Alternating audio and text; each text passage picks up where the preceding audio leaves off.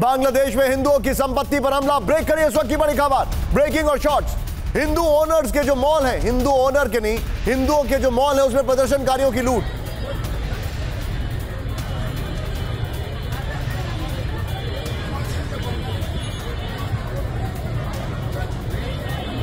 ये देखिए, भीड़ ने मॉल को बनाया निशाना। ये तस्वीरें आपके सामने, ये देखिए, सैकड़ों प्रदर्शनकारी मॉल से लूट कर ले गए सामान। ये बड़ी खबर है, ये देखिए जरा।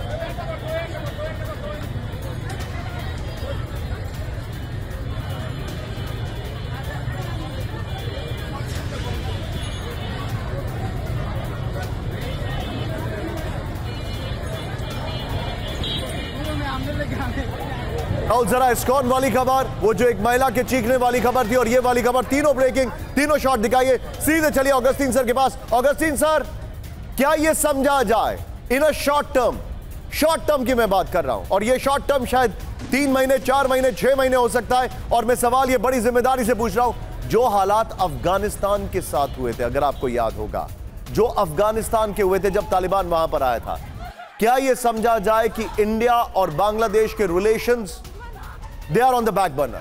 अभी कुछ नहीं हो सकता इसमें।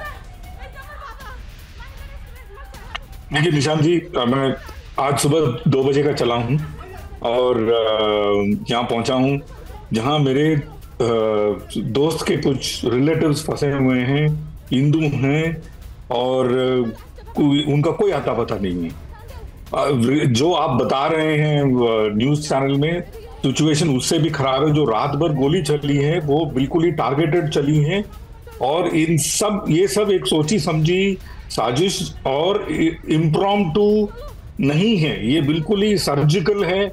और सब कुछ जैसे बोलते हैं ना, स्पॉट लगा के रखा हुआ।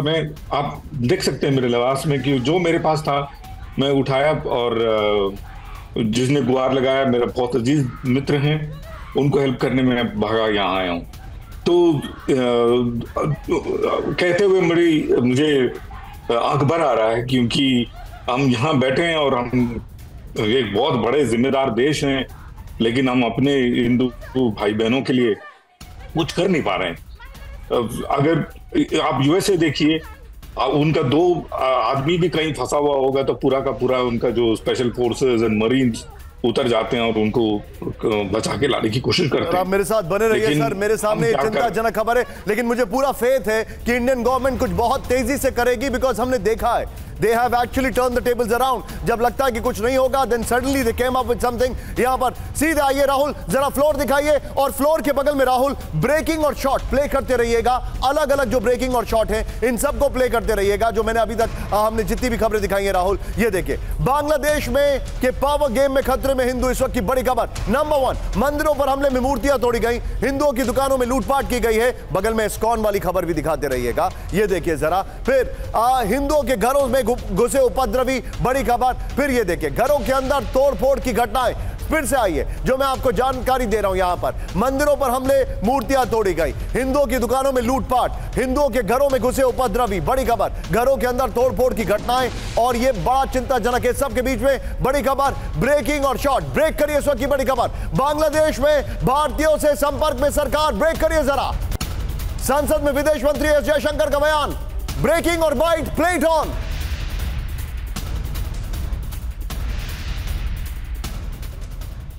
We are in close and continuous touch with the Indian community in Bangladesh through our diplomatic missions. There are an estimated 19,000 Indian nationals there, of which about 9,000 are students. The bulk of the students, however, have already returned to India in the month of July on the advice of the High Commission. यहां पर मेरे साथ इस वक्त मनीष है। Manish, Indian government क्या कर रही है, क्या स्ट्रैटेजी है, क्या प्लानिंग है? Very quick reaction Manish. देखिए, पहली प्लानिंग तो यह है कि शेख हसीना को जब जितना मन करे उतने दिन तक वो भारत में रहेंगी, ये फैसला उनका लेना है। दूसरी बात, बांग्लादेश के जो आर्मी चीफ है उनके साथ भारत सरकार लगातार बात कर रही है। बांग्लादेश के आर्मी चीफ को पहला असाइनमेंट यही दिया गया है कि आपको हर हालत में इंडियन हाई कमीशन और इंडियंस की सिक्योरिटी देखनी है, और उसके बाद बांग्लादेश कि जो माइनॉरिटी हैं उनकी सुरक्षा आपको सुनिश्चित करनी है। लेकिन अब ग्राउंड पर वो कितना सक्सेसफुल हो सकता है वो देखने वाली बात होगी। तीसरी और सबसे अहम बात यह है कि क्या हमारी कम्युनिकेशन लाइंस वहां की जो आर्मी है उसके साथ ओपन है? मनीष, ये बात बिल्कुल विदेश मंत्री डॉक्टर जयशंकर ने संसद के पटल पर भी कहा कि हम लगातार उनसे बात कर रहे हैं, उनके संपर्क में हैं। तो बांग्लादेश की जो आर्मी की अथॉरिटी है या फिर जो लोग आज की तारीख में सरकार चलाने के लिए एक्टिव हैं, उन सब के साथ हमारी कम्युनिकेशन लाइन। एक बहुत बड़ा और क्रिटिकल सवाल मैं मनीष आपसे पूछ रहा हूं, अभी तक इंडिकेशंस क्या है? क्या वहां की आर्मी खुद इंटरिम गवर्नमेंट बनाएगी, जो 1 साल पहले एक ब्रिगेडियर ने बनाई थी, अगर आपको कई साल पहले एक ब्रिगेडियर ने बनाई थी बांग्लादेश में, खुद बनाएगी, या फिर 2006 का मॉडल होगा, 2006 या 2004 का मॉडल, जब वहां पर वो शायद बीएनपी को बोले कि आप इंटरिम गवर्नमेंट बनाएं, क्योंकि वहां पर ये प्रोविजन है कि आप किसी से भी इंटरिम गवर्नमेंट बनवा सकते हैं जब तक फ्रेश इलेक्शंस नहीं होते।